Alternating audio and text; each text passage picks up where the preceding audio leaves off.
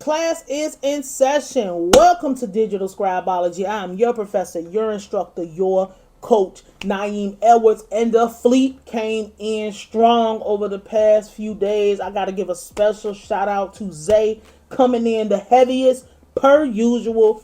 Thank you so much. And shout out to Black Trill Baby touching down. I greatly appreciate it. I appreciate y'all. I do this for y'all. Now let's talk about Finesse2tymes, finessing a promoter. You know, we hear stuff about Finesse2tymes a lot. He's bad for business, he's violent, he's this, he's that, fill in the blank with whatever you want to fill in the blank with when it comes to Finesse2tymes. You've definitely heard it. He does not have a good reputation when it comes to the performance world and handling promoters. And a few weeks ago, he decided to pull that trick in Virginia. Yes, it happened out here. We've been having a lot happen, and we're going to be talking about a lot that has been going on. I held on to this for a few weeks because I wanted to give the promoter a chance to actually come up, but scheduling and all of that he didn't get to. But I do have some of the things that he said. So he said, man, I ain't never had an artist handle me like Finesse and his people did last night. Pull up and was gone in 15 minutes flat on a full performance show, which was supposed to be 30 minutes. Clearly, what the contract says, shit makes me never want to do another show again between the bullshit that happened at Rehab, and Rehab is the name of the club, and what took place last night. I never experienced that. Been booking artists for 7 years, but I guess this the reason. You gotta have your paperwork straight.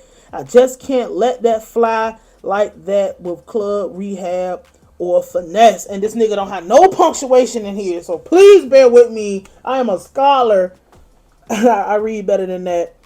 He had okay, he was talking about somebody.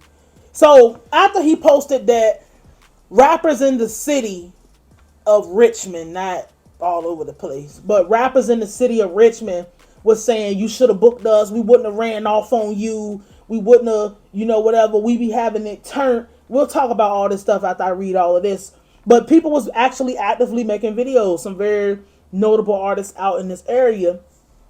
He said, everybody know me, and I don't really do the back and forth with niggas on social media, but let a nobody ass nigga get under my skin today about my show last night, talking about shit that I feel that really don't concern them. But at the end of the day, everyone definitely entitled to their own opinion. I just know if I'm speaking on a nigga, I always speak direct. If it's social media, I'ma at you. And if it's in person, I'ma pull down on you in front of your homeboys or whatever. Every time, that's just me, because I want you to know I'm talking about you instead of just making, that's supposed to be subliminals.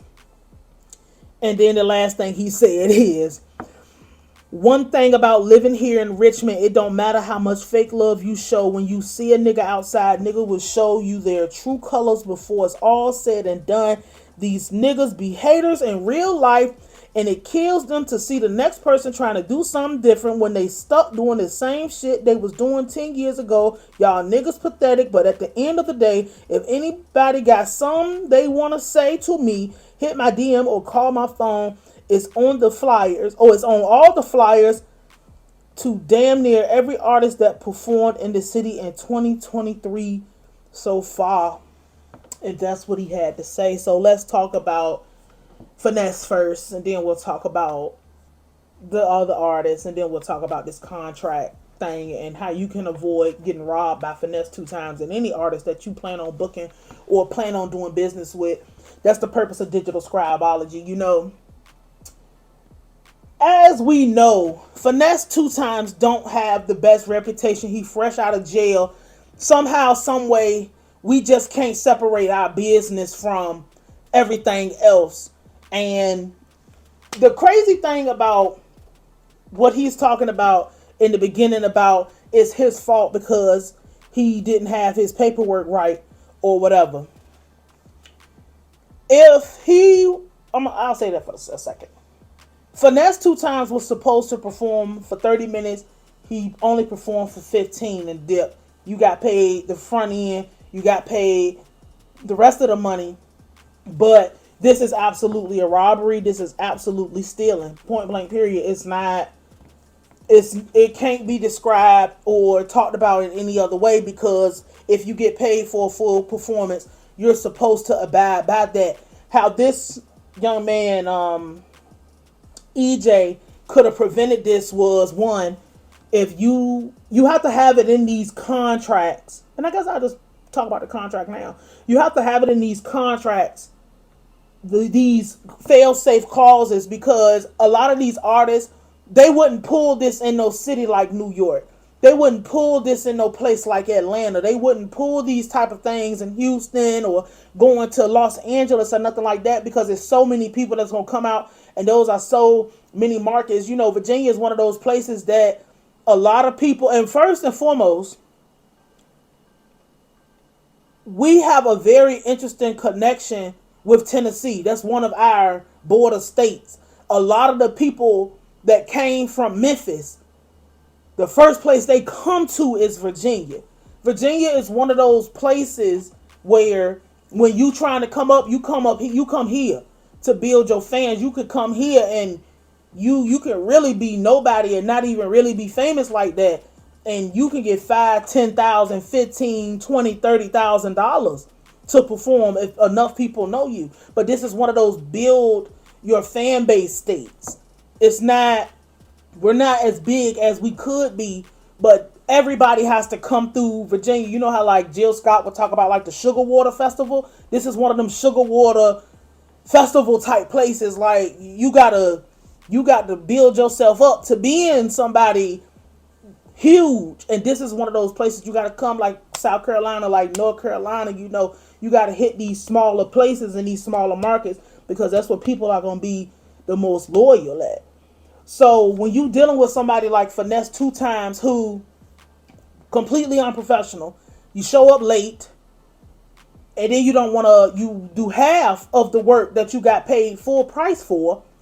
You're rude and disrespectful to the promoter, and then you just walk off stage and leave and not even do what you're supposed to do. You got to make sure in your contracts that you have these fail safes. And one of these fail safes is, if you don't do what you're not supposed to do, if you don't do what you're supposed to do, you're not getting paid. Point blank period. I don't care how that sounds. I don't care, because in the real world and in other places, if you don't fulfill your contractual obligations, it's called a clause. If you don't fulfill your contractual obligations, I'm not paying you full price. And then it's like, I'm not accusing nobody of being soft or nothing like that, but it's like, people, you want to come from out of town. Finesse2tymes been to Virginia a lot. So it's like, you come from somewhere else, and you think because your reputation is how your reputation is somewhere else, you can just strong arm and bully people, because people don't want no problems, because they know what you'll do. They've seen what you'll do, so you feel like people, you're not gonna try me, you're not gonna do nothing. I'm Finesse2tymes, but it's like, okay, you Finesse2tymes and you not getting paid. You wouldn't have you did 15 minutes worth of work, you get 50% of the money you're supposed to get. Another thing is, we have to cut people off, and we have to choose to not be bothered with people who are unprofessional. I'm not dealing with no rappers that decide that being late is something that is okay. I don't like the prima donna behavior from somebody who's supposed to be a professional, because your street image, all that rah-rah nonsense, that's nice for your YouTube channel. That's nice for your selling your albums and all of that. But when it's time to do business, you wouldn't do a white man like that. Let's be for real, Finesse. You wouldn't do no white man like that. You wouldn't go off and treat the CEO of Atlantic or whoever you're signed with, Universe. You wouldn't do that with them. But you feel like, oh, it's small compared to other cities. It's a small city. It's only it's 30-minute performance. You don't even really have enough music that everybody knows like that for you to be really performing longer than 30 minutes for real. So that's really a blessing that EJ put down on you. But you feel like you can disrespect it because you feel like your head is bigger than what it is. We got to cut these people off. How about you never come back to Richmond? How about that? And that's how you got to handle these people like that. And We don't have no friends. I've said this a many a times. Exhibit has a line and it says, handle your business, homie, because ain't no homies in business. And that is what I live by. We don't have friends in the workplace. How many times do we have to say this? And it's messed up that you bringing people out that people want to see, and it's just like you're disrespecting your fans. Like, this person is disrespecting the customer by showing up late, leaving early, not doing what they supposed to do, stealing from you, stealing from your business. This is how this person take care of their family. So how about this? You don't want to abide by the contract, you don't get paid, and you don't come back. We have to not be afraid to deal with people like this, because when you put that down, that you are a serious promoter in Virginia, and you're a serious person to do business with, all good. It's not like, oh man, I showed up late because I was on 95. You know how 95 is. Oh, I was on, whatever. Where they come from? 86? Oh, that's Louisville. But 88 is Louisville. But like, people come from all these other places and they disrespectful. They don't know how to be professionals. We conduct ourselves as professionals for a reason. This is an image. This is entertainment. But when it's time to do paperwork and do business, put everything and every obligation and every stipulation you have, put it in the contract. I cannot stress it enough. Nobody gets a dime until this is fulfilled. You show up late, we're deducting money. You leave early, we're deducting money. You don't show up at all, you don't get paid, and we're going to take you to court to get the rest of our money back. We have to stop we got to get our business out the street. The business is not operating on the streets. We in the streets passing out, doing our thing and shaking hands and kissing babies, but paperwork, stop playing with these people. You gonna be a diva at your mama house. You don't come to my business establishment being no diva. And this is how you have to handle them. And it's not exclusive to Finesse. He's just another trifling rapper like the rest of these trifling people who decide to be prima donnas and show up and not do this and have an attitude problem and not fulfill. And this is probably why a lot of these people, just kind of going off on a tangent, but a lot of these people are in these terrible contracts and make these terrible decisions and then cry and boo-hoo because some random white person in Slovakia somewhere done bought all their music up for pennies on the dollar. We're talking about the master recordings. They don't own nothing. You're going to have to do shows for the rest of your life. Not because you love doing shows the rest of your life, but because you don't have a choice, because you don't own anything outside of your personal body, which you probably don't even own. And you got to go and dance a jig for the rest of your life while other bands is sitting back in their house and chilling because you don't know how to do business. And the thing in the promoting world is it's not just relegated to one promoter. The word can spread that you are a terrible artist to book. You're a terrible person to do business with.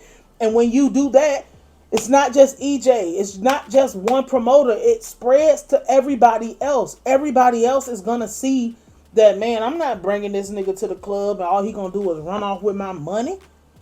These people put hard-earned money into putting these events on, and if you know anything about, they make their money back at the bar and stuff, but it's like, you bring the people out, and then the people will be like, I don't want to see you, and you ruin your fan base in that area. Because after you reach your peak and you bubble because you're there, you're falling faster than I thought you would be, but after you reach that bubble, places like Virginia, you can always come back. Bruh, Boosie can walk around Virginia. Boosie can walk around Richmond like he the mayor. Yo Gotti can walk around Virginia like he's the mayor and ain't never got to put out nothing new ever again. So you disrespect and you neglect these places. Cut these artists off. They not special. You're a dime a dozen. Michael Jackson is dead. Whitney Houston is dead. Prince is dead. We don't, ain't nothing special about these niggas. Period. I don't care. And I'm saying it just like that because it's not fair to the businesses and it's also just not fair to the fans. Put everything, just to reiterate on that paperwork thing, put every single thing in the paperwork and start taking money and these niggas are straighten up. Now, as far as the people who was making videos or whatever, I get it. I get that They should book y'all for opening acts, and they should book y'all for, you got the whatever. But unfortunately, that's just not how it works. I'm not gonna say nothing bad about that. It's just that's just not how it works. People are more likely to come to the club if a superstar or somebody that's a celebrity is on the flyer or whatever. That'll be the reason that people will come or whatever. But they could do whatever. That's just something else. People gonna always have something to say or always have whatever to be, crying and boo-hooing about. But, link up with somebody who is willing to put you on or let you go on before, or, link you with these people so you can come out. But it's just like, who wants to be bought? It's just too much bad business that goes on. As far as, whether it be y'all and they can't make their money back, or Finesse and they lose their money and they haven't made their money back yet. That's what it is. Put it in writing. If it's not written down, it didn't happen. If it's not written down, it didn't happen. If it's not written down, it didn't happen. Put it in the contract. I don't give a damn if it say, nigga, if you get here 3 seconds late, we're taking money. You have to do it like this. And you have to come down heavy on them and drop that iron on their head, because people don't respect your niceness. People don't respect you being kind to them. People don't respect you giving them a handout. People will never respect you taking care of them. People will respect what they lose in their purse. Point blank, period. Especially when you're dealing with these ignorant motherfuckers who come from these places where they feel like they can ride the reputation of where they from, and they can disrespect people as they go along. I should stop. I should stop right there before I say something super fucking crazy. But put it in writing. Fuck these artists. They're not our friends. They're not our homeboys. We don't owe them a goddamn thing. And we have to set the precedent, especially out here where we're actually building our shit up and we getting some shit going. Set the fucking precedent. You don't come here playing no fucking wild business games with us. Period. I don't give a fuck who you are, bitch. Give a fuck, bitch. If the mayor had a rap song, pussy, you couldn't come in here playing. And this is how you have to be. No. We have no friends. None. Not at work. I feel like I be running in circles with this shit, but like it just pisses me off because I hate people who do shit like this. And I'm not mad at EJ. I'm mad for EJ. Because EJ, he learned now. I'm gonna just say it like that. He learned. And Finesse, that was bogus. You're garbage. And I just can't respect it. I just don't respect it. I just don't. I will never respect bad business. Never respect bad business, because doing good business does. Doing good business opens up so many more doors, because you never know when you actually might need some help. And not that we should be living our lives on the strength of needing help, but you should definitely live your life with wanting to maintain good relationships and a good reputation, because your whole life depends on your reputation. I don't respect people who do bad business. Point blank, period. Well, this is Digital Scribeology. I'm sorry I had to go off like that. I got another episode coming right after this, probably in a few hours after this in the afternoon. I just don't respect bad business. I do not respect bad business. I don't care who it come from. Ain't nobody special to me. Ain't nobody getting, treated. No, I'm not putting nobody up on no, I don't do idol worship. None of that. I don't, nah. When it's time to go into business mode, we in business mode. When it's time to come out of business mode, we can sit around and chit chat. Maybe. If I feel like talking. My name is Nayim. Class is dismissed.